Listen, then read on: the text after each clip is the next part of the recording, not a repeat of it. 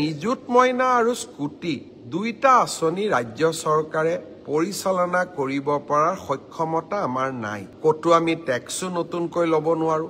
সেই কাৰণে এইবাৰ আমি পৰীক্ষাৰ আগতেই সকলোকে কৈছো যে 80% লাভ কৰা ল'ৰা আৰু ছোৱালীকহে এইবাৰ আমি স্কুটি দিম।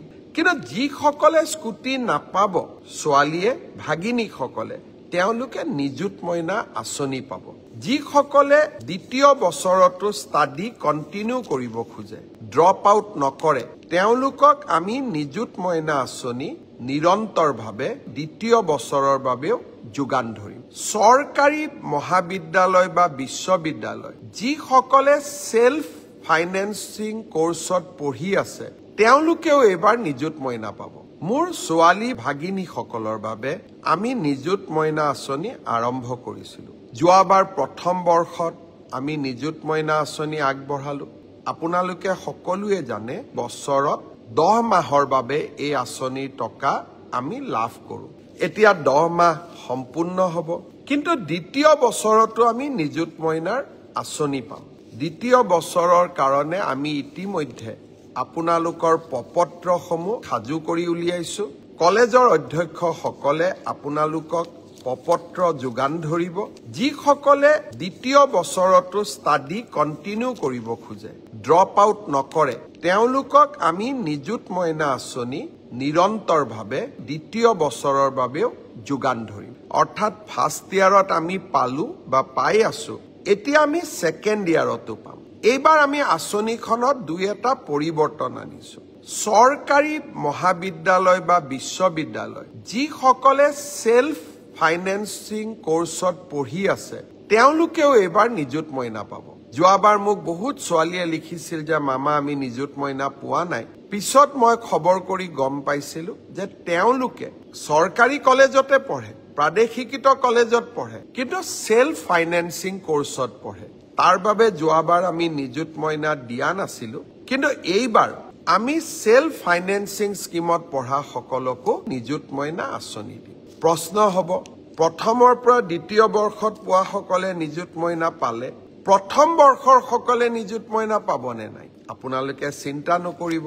নাম ভৰ্তি কৰাৰ লগে লগে আপোনালোকে নিযুত মইনাৰ প্ৰপত্ৰ পাব, আৰু নিযুত মইনাৰ প্ৰপত্ৰ পূৰণ কৰাৰ লগে লগে ক্লাছ 11 ডিগ্ৰী ফাৰ্ষ্ট ইয়াৰ আৰু পোষ্ট গ্ৰেজুৱেট ফাৰ্ষ্ট ইয়াৰত নাম লগোৱা সকলো ছোৱালীয়ে নিযুত মইনা আঁচনি লাভ কৰিব। কিছুমানে মোক কৈছে যে মামা স্কুটি নিদিয়ে নেকি? এইবাৰ আমি হায়াৰ ছেকেণ্ডাৰী পৰীক্ষাৰ আগতেই বাতৰি কাকতত ডাঙৰ ডাঙৰ বিজ্ঞাপন দি সকলোকে জনাইছো যে নিযুত মইনা আৰু স্কুটি দুইটা আঁচনি ৰাজ্য চৰকাৰে পৰিচালনা কৰিব পৰাৰ সক্ষমতা আমাৰ নাই। কতো আমি টেক্সো নতুনকৈ ল'ব নোৱাৰো। সকলোৰে লগত আলোচনা কৰি সকলোৱে আমাক পৰামৰ্শ দিছিল যে স্কুটি ফাৰ্ষ্ট ডিভিজনত পাছ কৰা ছোৱালীসকলে পায়, কিন্তু নিযুত মইনা সকলোৱে পাব। আৰু সেই কাৰণে আমি নিযুত মইনা আঁচনিখনহে পৰিচালনা কৰিব লাগে, স্কুটি আঁচনিখন পৰিচালনা কৰিব নালাগে। একেবাৰতে বন্ধ কৰি দিলে কোনোবাই বেয়া পাব। সেই কাৰণে এইবাৰ আমি পৰীক্ষাৰ আগতেই সকলোকে কৈছো যে 80% লাভ কৰা ল'ৰা আৰু ছোৱালীকহে এইবাৰ আমি স্কুটি দিম। কিন্তু যিসকলে স্কুটি নাপাব ছোৱালীয়ে ভাগিনীসকলে তেওঁলোকে নিযুত মইনা আঁচনি পাব। সেই কাৰণে আপোনালোকে ছ'চিয়েল মিডিয়া বা আন স্থানত স্কুটিৰ কাৰণে পোষ্ট দি নাথাকিব, কাৰণ চৰকাৰৰ বাজেট ইতিমধ্যেই পাছ হৈ গৈছে।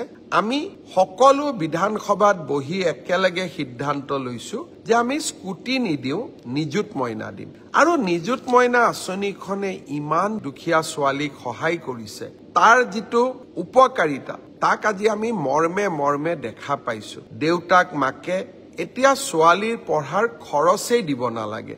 চৰকাৰৰ পৰা পোৱা নিযুত মইনাৰে অন্তত কলেজৰ বহুখিনি দায়িত্ব আমি পালন কৰিব পাৰো। দেউতা মাৰ কষ্ট কমিছে। সেই কাৰণে আমি নিযুত মইনা আঁচনিখন আকৌ এবাৰ প্ৰথম বৰ্ষ আৰু দ্বিতীয় বৰ্ষৰ বাবে মুকলি কৰি দিছো।